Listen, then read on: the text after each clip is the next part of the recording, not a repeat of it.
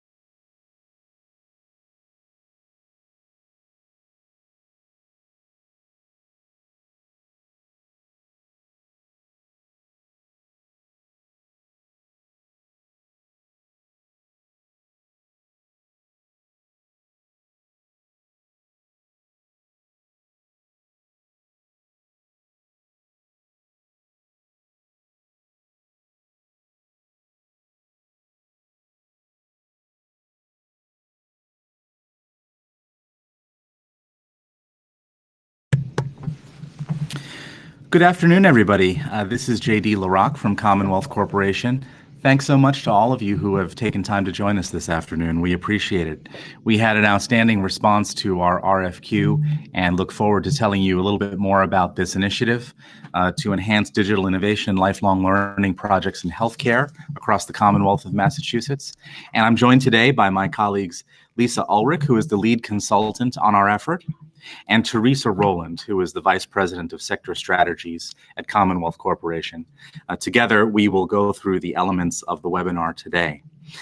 Today's goals are as follows. In the webinar, we'll be explaining and detailing aspects of our digital innovation and lifelong learning pilots, and that includes describing our concept for developing an ecosystem of lifelong learning in Massachusetts, defining the key challenges and the big ideas behind this initiative. We'll have time after a big picture sort of part of our presentation for some Q&A, and then Lisa will go into the nuts and bolts of the RFQ itself, after which time we'll have another Q&A period. Just a couple technical points before we dig into the substance. Participants will be on mute for the duration of this webinar. If you have questions, you can type those questions on the chat function at the right of your screen, and we will deal with many of those questions during the two Q&A periods that I just mentioned. We'll post answers to any questions that we don't answer during this webinar by the end of the day on Monday at our website.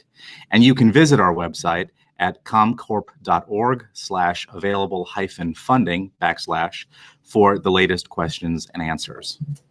In terms of follow-up, we will be recording this webinar, so you'll be able to go back and review and share it with others. And copies of the presentations will be available on our website within the next week. We'll send all of you an email to let you know when those are posted. So let me begin by telling you a little bit about Carla. And Carla is the type of learner who we're trying to help through this digital innovation and lifelong learning initiative. And here's her story. Carla works full-time as an entry-level healthcare worker. She has a high school diploma and has aspirations for more education and skill building, but doesn't necessarily have all the conditions in place in her life to be able to take advantage of the more traditional education and training options that exist today. She's the sole caretaker of two young children, and she doesn't have the time and the finances or the transportation that she needs to participate in in-person training programs. At the same time, she has really high marks from her employers. She has an opportunity pathway within her company if she's able to get the education and training that she needs. And Carla is an exemplar of the learner we hope to help through this initiative.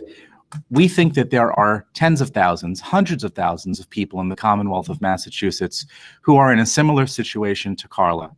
People with drive and talent, ambition and desire, who don't have access to the available resources or the type of flexibility that is needed to take advantage of some of the standard education and training programs that our state offers.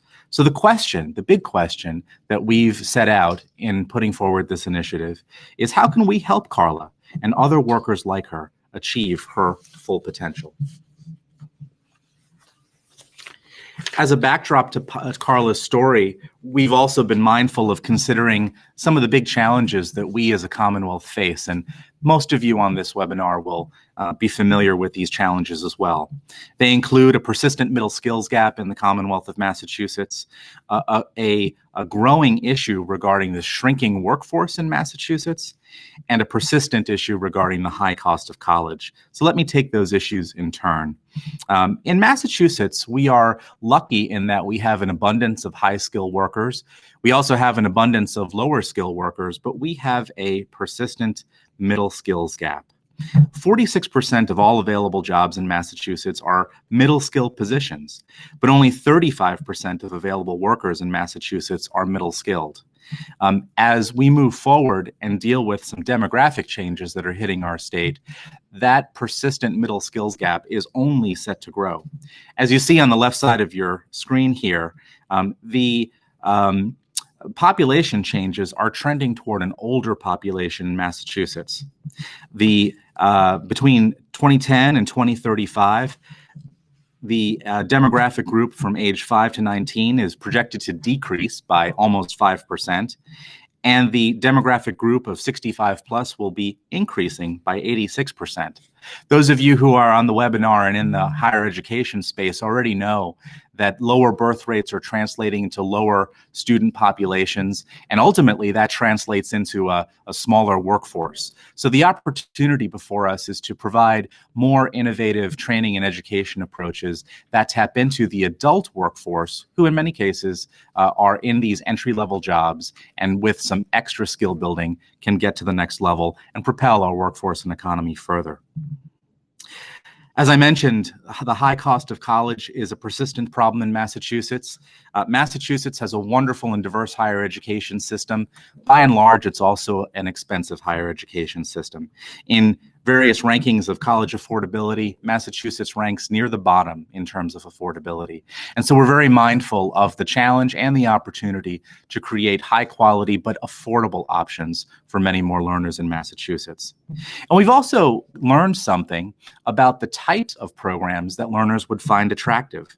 A survey was done by our Massachusetts Department of Higher Education inquiring whether adult learners would be interested in going back to college-level programs if certain elements of those programs were included. For example, when a credit for prior learning option was included as a design element of an education or training program, or when competency-based education, that is, programs that are not tied to seat time requirements, but allow learners to proceed as quickly or as slowly as they desire, that increased adult learners' interest in returning to college more than 22% over the baseline levels. We see that as a strong signal that these are two design elements for future programs that are worth taking a careful look at. As some of you know, this work was motivated by a commission that Governor Baker asked Commonwealth Corporation to lead during this past year. This commission on digital innovation and lifelong learning consisted of about 20 leaders across the state, college and university presidents from all segments of our higher education system, corporate CEOs from some of our state's most prevalent employment sectors, representatives and leaders from the workforce development and mass hire systems, and scholars who have provided insights into the future of learning and the future of work. And after about 9 months of deliberation on this commission, we issued a report called Toward a Massachusetts Ecosystem of Lifelong Learning, which really is the blueprint for the type of program in RFQ that we've issued now. The big idea coming out of that commission's report was that Massachusetts should take a real run at expanding flexible, affordable, job-aligned education in innovative ways. In other words, it's time for Massachusetts to embrace a vision for lifelong learning, we believe, and we hope that this RFQ and these pilots will be the first step in a growing effort to socialize and grow these types of programs over time within the state. Let me say a word about what we mean when we use the term ecosystem of lifelong learning. What we have in mind is an organized, yet not overly directive, somewhat coordinated system of players, including many of the players who power our higher education and training systems today. Those players include colleges and universities and the mass higher workforce system, signature employers, e-learning organizations who in many ways are pushing the boundaries of what innovation can look like in the higher education and training spaces, and state government.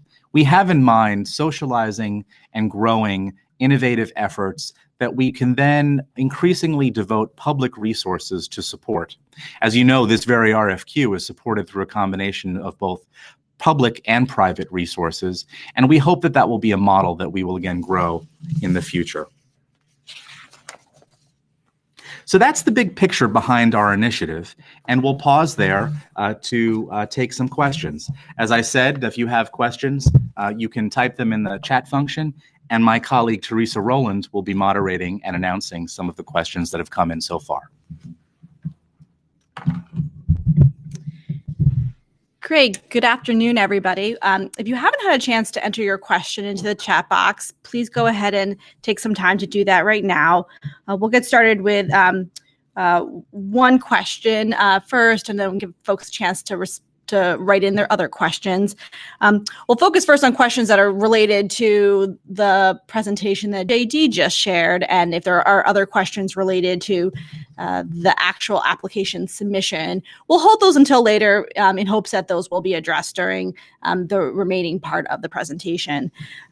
Just as some context, we will do our best to answer all questions that we can today, but we'll screen those for making sure that they're relevant to the larger audience and that we have a thoughtful answer to share. So if you don't hear the answer to your question today, we will be posting answers to everything we received today on our website, hopefully by Monday of next week. Also, as a reminder, if you don't have a chance to ask your question today or come up with something after, you are happy to submit those questions to the email address in the RFQ. One point to mention, I know folks are asking about whether this will be recorded. Yes, this will be recorded, so you can also play this back afterwards as well as share it with some other colleagues. We have one question related that JD might jump into a little bit about the application criteria, but I'll ask you this because I know that we've done a lot of work on this. Is around wraparound supports and the value of those within the program and how we view those. Yes, well, wraparound supports, as the questioner indicated, are key, and we're glad you asked that question.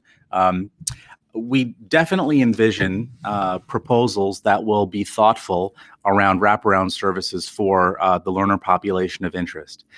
What we have learned from the work of the Governor's Commission, as well as existing education and training programs, is that wraparound services are often critical for an entry-level worker population, that particularly learners who face various disadvantages in their lives. And so proposals that think about and articulate a vision regarding wraparound services in their applications will be well positioned, I think, in terms of the construct that we're looking for.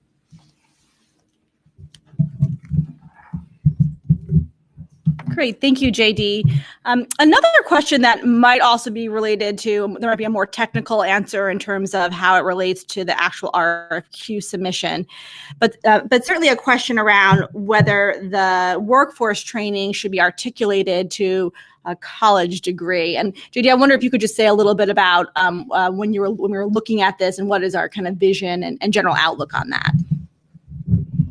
Thank you. It's a great question, and I think the short answer is the the proposals don't necessarily have to be connected to a larger vision for a baccalaureate degree or an associate's degree, but it wouldn't be a bad thing if an applicant had a proposal that envisioned a kind of stackable sort of proposal from a short-term credential or certificate to an associate's degree onto a bachelor's degree. Whether or not that is appropriate depends very much upon the particular contours of the proposal. But what we fundamentally have in mind through this pilot is to develop digitally enabled, competency-based, short-form programs for entry-level workers in healthcare.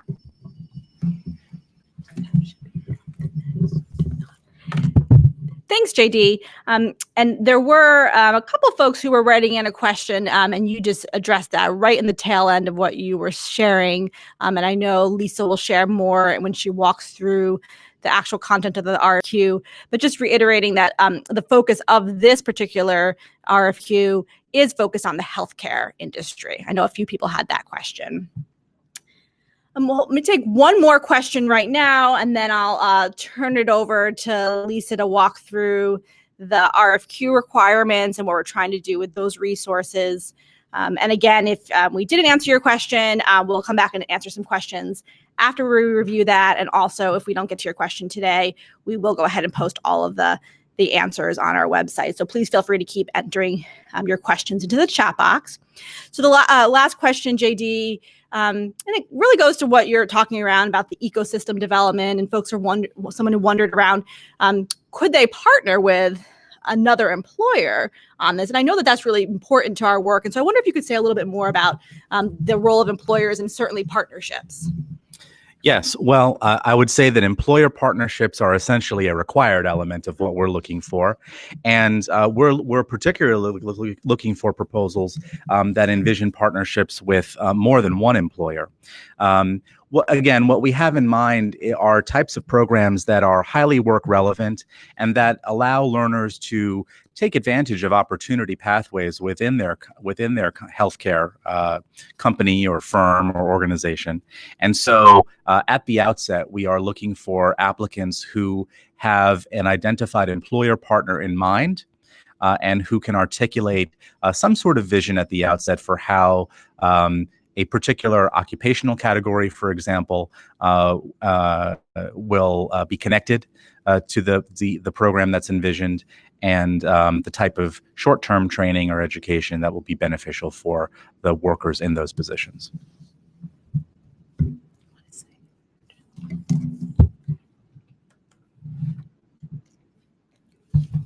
Hi, this is Lisa Ulrich, and I want to, echo JD and Teresa's appreciation for your interest and your potential pioneering involvement in our innovative first pilots to expand flexible, affordable job training for incumbent healthcare workers. It's been great to see some of your early questions because this is a perfect segue to dive more deeply into an overview of the pilots themselves. Through the support of the Strata Education Network and the Workforce Competitive Trust Fund, Commonwealth Corporation will be funding 3 pilots to develop and implement new digital or hybrid competency-based program for entry-level incumbent health workers. We anticipate that these employees may come from any of the following parts of the healthcare industry: acute care, long-term care, home care, behavioral health or mental health, community health, substance use, and addiction services. And as we'll detail, the training may lead to a micro-credential that's of relevance in the field, or a stackable certification towards an associate's or bachelor's degree. But regardless, it must be built to assess and develop relevant competencies for the chosen occupation. Pilots will be formed by partnerships that include at least 2 employers, a higher education organization or training organization, and they may include other workforce training organizations. And finally, funding awards of up to $200,000 coupled with your 30% match, will support a program design phase that will include curricular development and wraparound support planning, and then underwrite the pilot implementation, including the tuition of the first cohort of your students. Before we talk more about the actual design of the RFQ, I want to share a little bit more about the big picture purpose of these pilots. The benefits of these pilots will be accruing to employers, employees, and what we call the ecosystem of lifelong learning. Most importantly, they are designed to address the state shortage of healthcare workers. As many of you may already know or be experiencing, projections are that demand will exceed supply by over 43,000 healthcare workers in Massachusetts by 2024. And by enabling racially and culturally diverse incumbent entry-level workers to receive relevant, affordable training, these pilots will accelerate their career pathway and lead to promotion, wage gains, and an answer to the issue of the healthcare worker shortage. The pilots will also help in doing so, the pilots will help employers build internal pipelines in growing occupations in a cost-effective way that will assist them to retain workers and promote their development. Finally, we conceive of the pilot participants as pioneers in the development of Massachusetts' capacity to build the lifelong learning ecosystem that JD outlined. Pioneers, hopefully you, will work closely together as a learning community throughout the project on design and implementation of our pilots.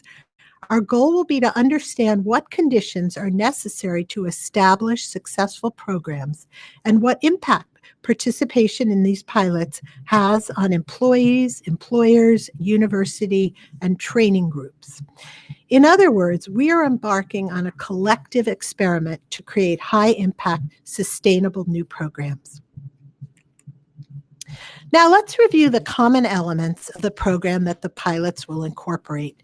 These elements are based primarily on research and experiences about the components of successful competency-based training for incumbent entry-level workers like Carla, who need structures that enable them to become successful students as they continue working and managing other personal and family responsibilities. First, within 6 to 12 months or 18 months maximum, depending on the complexity of the program and training materials, the program itself should enable students to earn the relevant micro-credential or stackable certification leading to an associate's or bachelor's degree. The program will be delivered asynchronously to enable students to participate at times that are convenient to them. Students will, however, be expected to achieve benchmarks or demonstrate competencies within a set of defined intervals to ensure that they make progress within the overall program schedule. As JD alluded to, we're interested in approaches that allow students to receive credit for prior learning in order to accelerate their progress. So pilots will need to establish a means to assess competencies throughout the program. And rather than being unique to a single employer, these competencies must be transferable for workers in the same occupation. That way, we can ensure that the programs that we develop together are relevant for other employees at other organizations seeking to fill similar or occupational roles in the future. And as detailed on page 7 of the RFQ, integrated wraparound support is a vital element for entry-level workers in order to succeed. These elements might include orientation to digital learning, access to academic coaching, and nudges to support students' continued progress. We anticipate that this support will be offered through collaboration of the partners. Its establishment will be a primary outcome of the program design phase of the pilots, as I'll describe shortly. Finally, the per participant cost of the program should not exceed the maximum federal Pell Grant awards, which are presently $6,100 a year or $3,500 per semester. These rates closely mirror the tuition of many of the states the nation's foremost digital course providers. Our goal is to ensure that these new programs remain affordable for employers and the students themselves after the grant period. In a few minutes, we'll be discussing various means to ensure sustainability post the grant. Commonwealth Corporation has supported competency-based pilots and is convinced of the efficacy of the model to achieve the purposes we outlined earlier.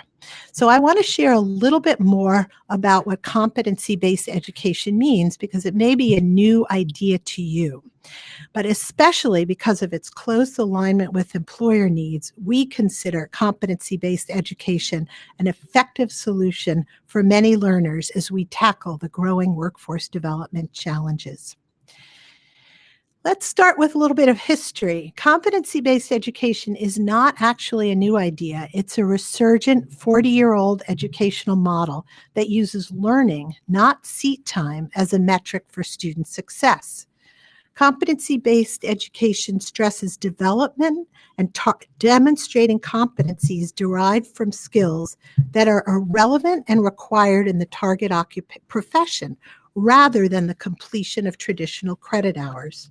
There's transparency regarding the learning required to earn a credential, meaning that the competencies and their alignment, in other words, the pathway to mastering these competencies, the assessment and the performance requirements for successfully demonstrating the competencies are clearly articulated to learners and all other stakeholders. To develop these competencies, students will need to receive personalized learning support and will be evaluated on their competencies through a rigorous assessment process. Students will proceed at a personalized pace, organized around a timeline and a set of milestones. They may skip learning modules entirely if they're able to demonstrate mastery initially, thus accelerating their progress. Creating competency-based instructional design for the programs that grantees are developing will be the primary focus of the program design phase. Now, on to a quick question for you. We are strongly considering organizing a follow-up webinar about competency-based education and wraparound support, and we're eager to assess your preliminary interest. So just please type a "why now" into your chat box if you think that you or your colleagues might be interested in participating. No commitment. We just are interested in seeing what kind of interest exists out there among you. Oh, yay, lots of whys are bubbling up. Okay. So now on to the question of who is going to be applying for this grant, and most importantly for co-creation. By definition, competency-based learning requires collaboration and co-creation because it is always informed by the needs of employers. Therefore, we're seeking partnerships among applicants that must include at least 2 employers who want to build similar occupational pipelines for their incumbent workforce. These employers must be familiar with the skills necessary for the target occupation and committed to leading recruitment, screening, and support for their employees during the program. Another partner that's required is a higher education or training organization committed to digitally enabled competency-based training. These partners must already possess some baseline capacity, including experience delivering online instruction, an existing digital instructional platform, and a staff member with teaching expertise in the relevant field. Potentially, however, a pilot could hire a person who would lead the design and then become the structure. And finally, the higher organization or training partner must have a robust set of existing supports for working adults that might already be or could be adapted for online learning. In addition, the partnership may include other workforce organizations, such as these listed on the slide and on page 9 of our RFQ. These workforce organizations may supplement the capacity of the other partners. Among their roles are potentially helping to identify workforce demands through their intimate knowledge of the local labor market, serving as matchmakers between employers and training organizations or higher educational institutions, or helping identify pipelines of potential workers to backfill positions as incumbent staff are promoted. From among these groups, each partnership will need to select a lead applicant. As its name suggests, the lead applicant will submit the application on behalf of the pilot partnership and subsequently coordinate project design, performance measures, and implementation. If you're seeking a partner or partners, we've created a matching grid to facilitate that process. The URL is at the bottom of this slide and is also listed on page 11 of our RFQ.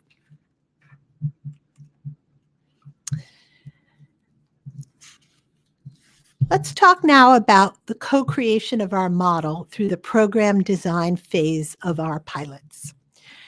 Our program design phase will be a 6-month process from January through June of 2020, organized and facilitated by the Commonwealth Corporation team with the involvement and contributions of experts in digitally and competency-based course design and student support.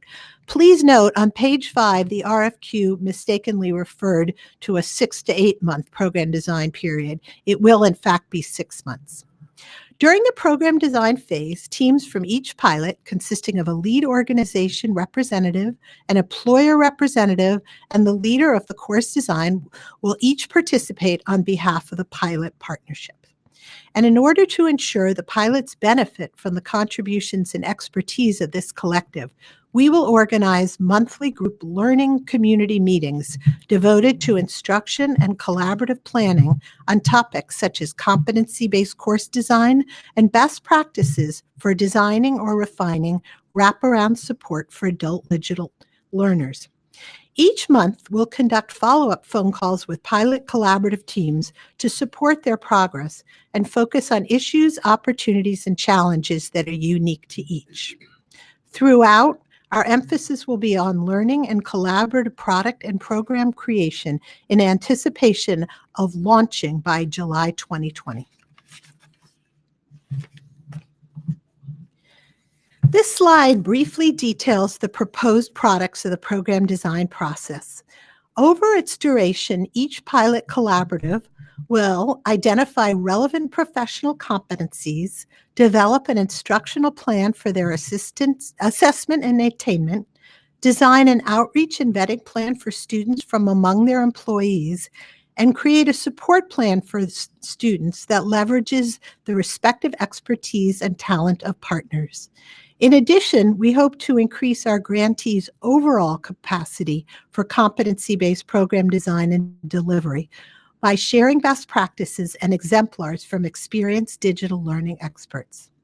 Finally, in preparation to launch the implementation phase, each pilot will develop an implementation plan and budget. We'll provide guidance and templates for these blueprints.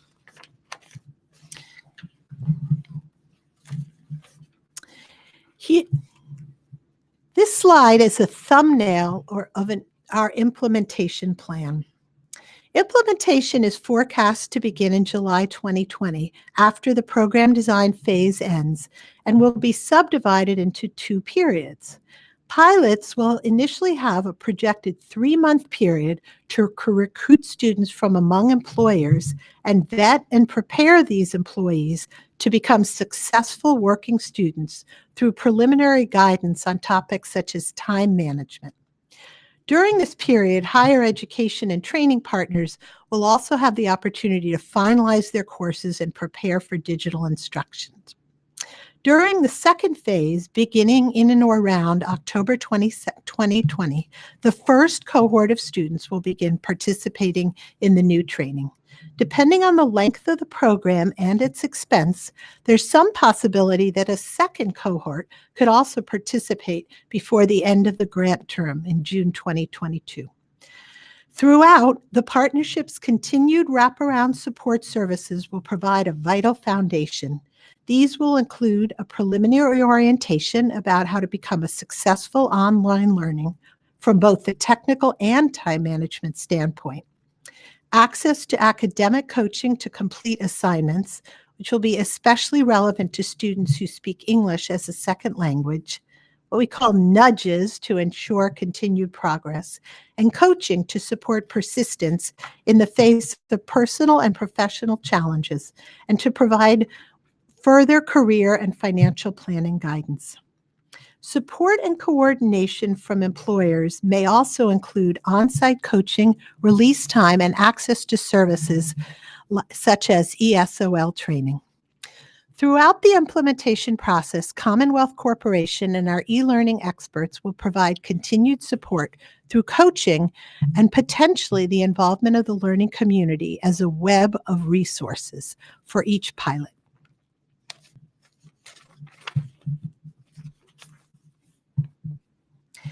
As part of your participation in the pilots, you'll be charting your success along several dimensions that reflect the overarching goals of this initiative as a workforce development and ecosystem development strategy. First, among direct student outcomes, we'll measure the percent of students who complete the program and earn a relevant credential, the number of students who are promoted as a result of their participation in the program, and the percentage of students who achieve a wage gain related to the completion of their new credential. Outcomes related to benefits to employers that we'll measure are the percentage retention rate improvements among enrolled participants at their current employers and the percentage increase in employers' fill rate for the target occupations. During the program design phase, we'll collaborate with each pilot partnership to set meaningful targets related to these measures. Before we talk about the application process, I want to share two final slides related to the financial aspects of these pilots. First, about the funding and the match. Each partnership may receive up to $200,000 for their pilot and will be asked to provide a 30% match through cash or in-kind contributions, including staff time. Awarded funding will be allocated as follows: up to $50,000 for the program design phase for costs, including salary, subcontractors, and other expenses related to the planning of the program, and up to $150,000 for pilot implementation. These funds, including the match, will be allocated to tuition for the first cohort, but they also may be used for other services for delivery. Using templates that we provide, invited applicants will submit a preliminary budget for the initial program design phase and as part of their final application. And grantees will work in collaboration with us to develop an implementation budget during the program design phase.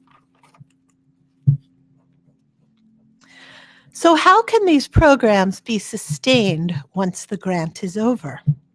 By subsidizing the design and tuition costs during their pilot, our goal is to facilitate the participation of the first cohort of students and offset our partners' early investment in course design and student support. But after the grant period, we understand that the program needs to provide a continued return on investment for employers and higher education or training organizations in order to be sustainable and attract the involvement of other employees and employers. From the very outset, we plan to ensure that the pilots are designed to be accessible and affordable to a wide range of employers and employees with similar workforce challenges, and that they enhance the capacity of universities and other training organizations to offer affordable, digitally enabled, competency-based learning. Looking to the future, the possibilities for underwriting future tuition and program management costs might be achieved in several ways. First, by securing additional funding through the Workforce Competitive Trust Fund or private sources. Secondly, through financial aid to students. Courses that enable students to earn credits towards an associate's or bachelor's degree are typically Pell Grant eligible. On both the state and national level, new legislation and policies are being pursued that could expand financial aid resources to cover tuition costs for credentialed versus degree programs. Commonwealth Corporation, along with various allies, is working in support of these policy changes. Employer tuition subsidies may also promote the development and retention of staff, may also be a source of continued sustenance. And finally, over the long term, innovative funding models such as income share agreements, which are contracts that provide upfront tuition funding in exchange for a percentage of students' future income, may also become a feasible funding option. JD will now describe the application process, and then we'll have a chance to take your questions. Thank you very much, Lisa, and thanks to everyone for hanging in on the webinar and through all of those details. We hope they've been helpful. I'll be brief about the process from here on out before we get to our second question period. So let me just call your attention to the middle row of dates on your slide. These are the 3 key dates to keep in mind as we move forward with the application timeline. Broadly speaking, the application process is divided into 2 parts. An initial phase that we've designed to reduce the amount of upfront investment from you, prospective applicants, and then a more intensive process for applicants who we will select from the initial pool. So the first deadline to note is July 12th, Friday, July 12th by 5 p.m. That's 2.5 weeks from today. That's when letters of intent from lead applicants on behalf of partnerships, along with a list of preliminary partners, will be due. Again, that's Friday, July 12th by 5 p.m. We anticipate notifying applicants who have been selected to submit a full application on or around Friday, August 30th, 2019, and that's when we'll release the final list of questions in response in the full application, along with templates for a draft budget and a letter of agreement, among other things. And then if you are invited to submit a full application, that full application will be due on Friday, October 18th by 5 p.m. Let me say a few words now about the selection criteria. In a nutshell, the selection criteria broadly will be focused on 3 primary categories. First, establishing that there is a need for your proposed education or training due to a shortage of healthcare workers in the targeted occupations. Second, providing an initial proof of concept for student success, leading to relevant skills that will increase wages or promote job advancement. And next, demonstrating that the partnership has the baseline capacity to establish the program proposed, including digital capacity in the respective occupational area.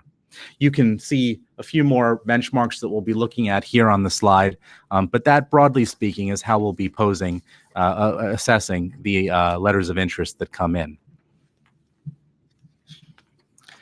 So let's move from there on to a few more questions.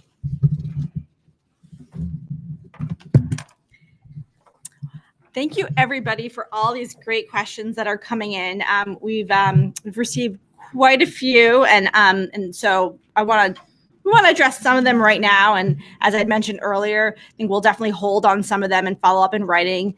Some will make more sense if we can provide you a clear answer in writing, especially questions related to budget. And we'll post all those questions on our website on Monday. And again, feel free to keep asking questions here because we'll be responding to all of those in writing, but you also have the opportunity to post questions via email after the webinar. So I'm going to go through a couple of questions, and there's some groups of questions that I think are important for us to cover. One is related to hybrid training. And so, Lisa, I wonder if you could say a little bit more about the allowances in the RFQ. Some of the questions we're getting are around the importance of classroom-based or in-person-based support and training. It might be, with somebody suggested, it might be an ESOL training, and that's best done in person, or it might be a clinical rotation where you would have to be in person, hands-on. And so just trying to figure out if you can remind folks, you touched on this a little bit, about what's the allowance for a hybrid, and do we have a sense of, is there a maximum that's allowed to be, in person versus digital?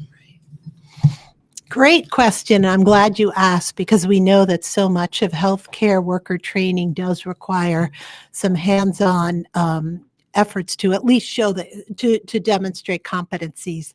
So we haven't created any formal baselines or ratios around hybrid or time for in-person versus digital training.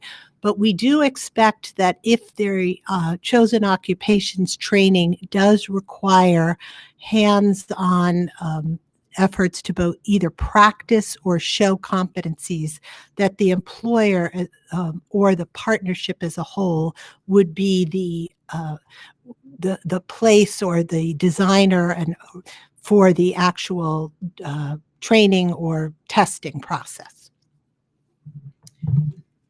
And JD, do you have anything to add to that? Yes, just to amplify a little bit, we recognize that there will be a range of needs and a range of approaches. And some needs, some employers' needs, may be around occupational categories where the type of training does need to be delivered to some degree in an in-person format. And we are not saying through this initiative that we are looking only for fully online proposals. Though we certainly welcome those. I think we suspect that many of the proposals we might get will be hybrid. I would say that we are looking for all proposals, though, to have a meaningful digital element. And the reason for that is because looking ahead for the long run, the digital element, we believe, is critical for the effective scaling of these initiatives and their replication across not just the employer where these programs start, but across other similar employers where there are other similar occupational needs. And so for reasons having to do with scale and flexibility, we hope that proposals will have a meaningful and substantial digital element, making appropriate allowances for occupational categories or modes of instruction that are best delivered in person. Great, thank you, JD. I have another, maybe it's a two-part question that I'm piecing together from what I'm reading. So one is just a clarification around who are we targeting? Who's the individual? Where are they currently working? So talking a little bit about, are they an incumbent worker or are they an unemployed individual? And we certainly know healthcare, but folks could use some clarification on how are we defining healthcare? Are we just talking about physical health, or are we also talking about mental health? Lisa, can I turn that to you? Sure, thank you. This funding is targeted at incumbent workers, meaning workers who are already under the employ of their employer.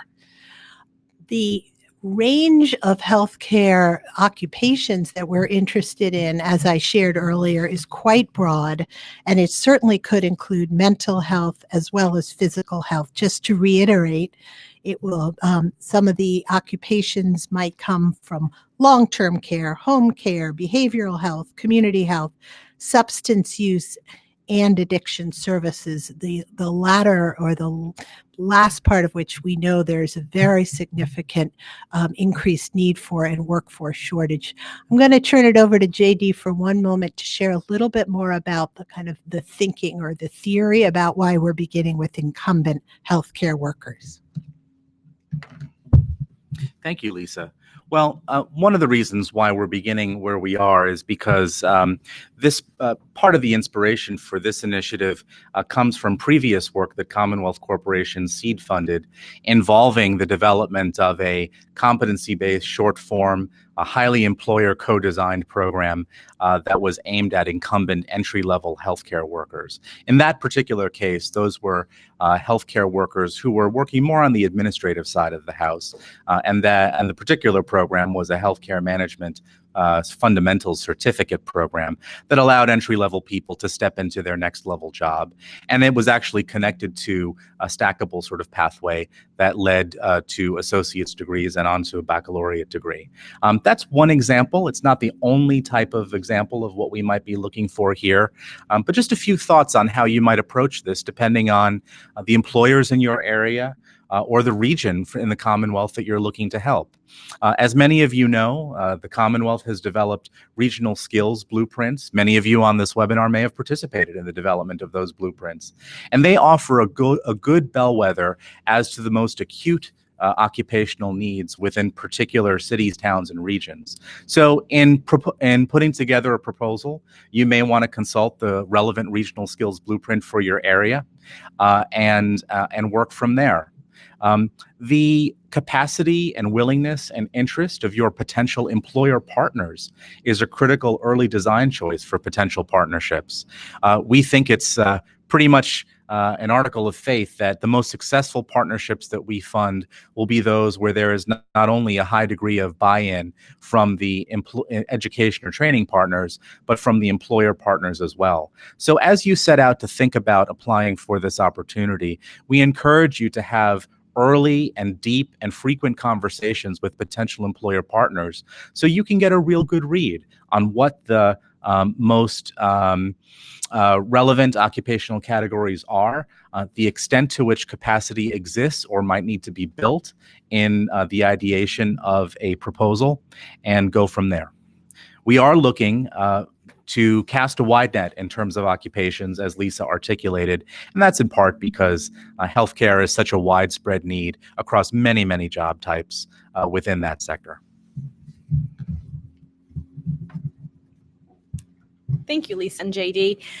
There's a question, then this might be a technical question that we might want to follow up in writing, but Lisa, maybe if you can give a shot at it initially. The question around when we talk about micro-credential, what do we really mean by that? So a micro-credential is a certificate or a credential that has relevance and is widely accepted by employers in the field. So if you were, for instance, to have a micro-credential on a resume and be applying for a job in that field, presumably the employer would say, wow, this person has shown and has studied and demonstrated that they have the relevant skills. It's different than it's not necessarily attached to an associate or bachelor's degree, but again, it's considered of value broadly in the field. Thank you, Lisa. A question about geography and whether there's any specific geographical mandates around where partners can be from. JD, will you take that question? Yeah, we welcome proposals that potentially serve any region of Massachusetts. I will say that there are also no restrictions on where potential employer or provider partners can come from.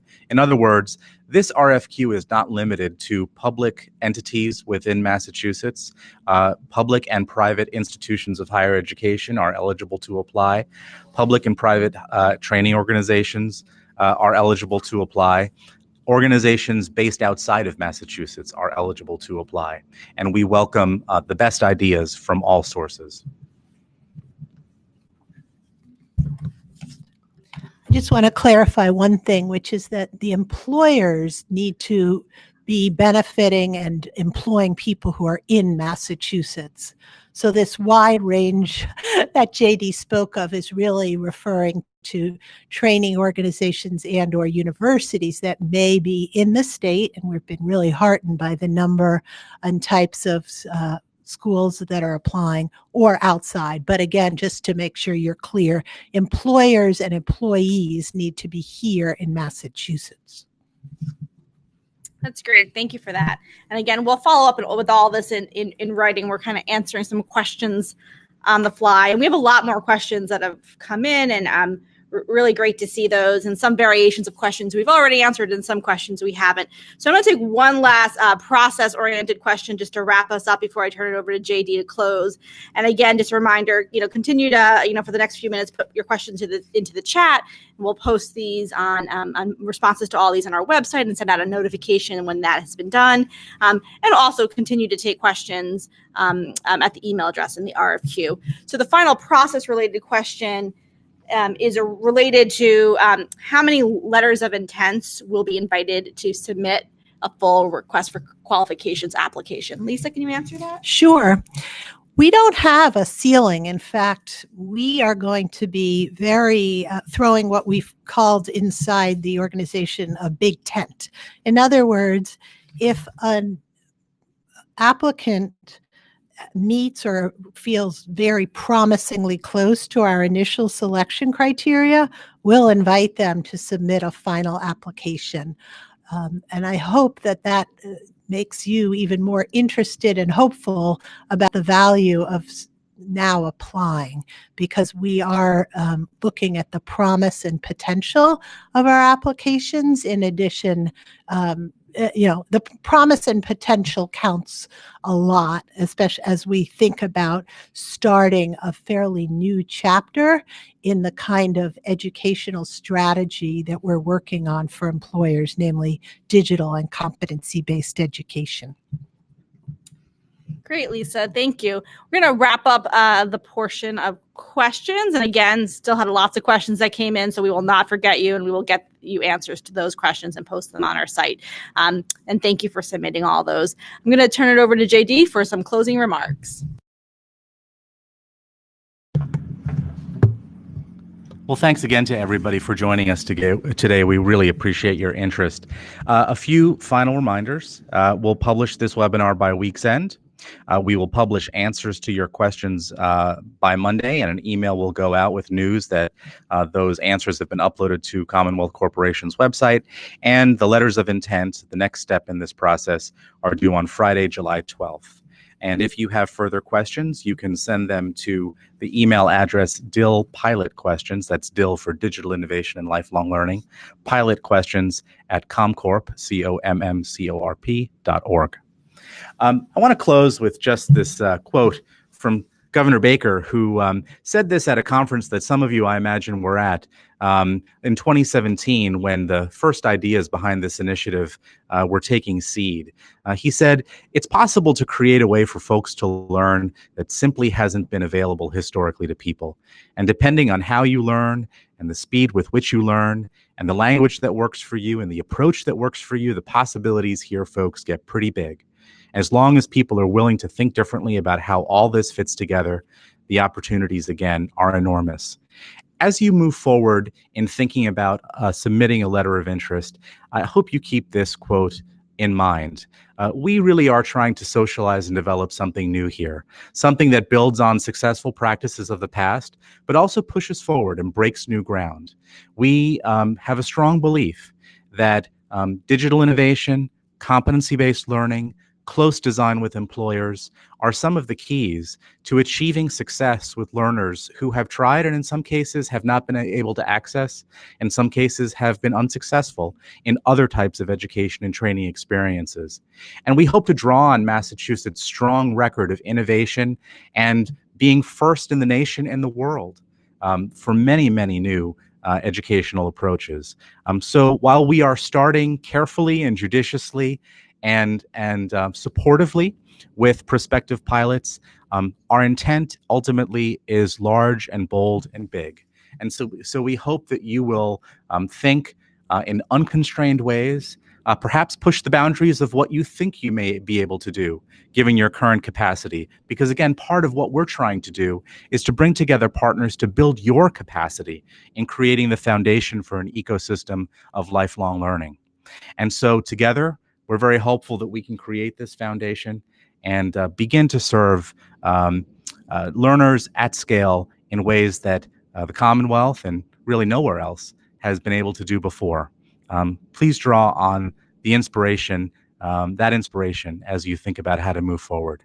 We thank you so much again for your interest in this project and look forward to hearing back from many of you. Thank you so much.